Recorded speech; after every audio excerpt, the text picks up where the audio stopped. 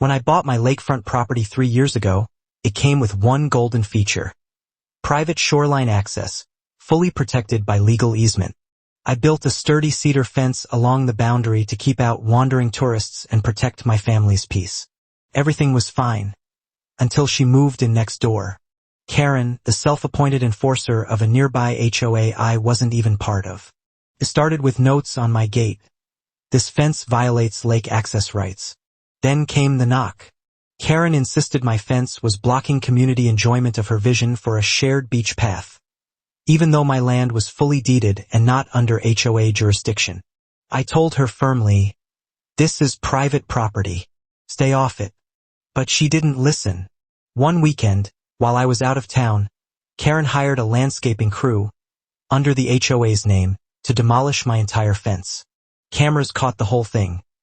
Workers pulling out posts, tossing boards into the lake, and Karen standing there, giving orders like she owned the place. My blood boiled when I saw the footage. But instead of reacting in rage, I saw an opportunity. I let her finish. The next morning, I called my attorney and filed charges for trespassing, property destruction, and unlawful entry. But we didn't stop there. After some digging, we discovered Karen had illegally used HOA funds for the demolition, without board approval or owner consent. That opened the door to a full audit.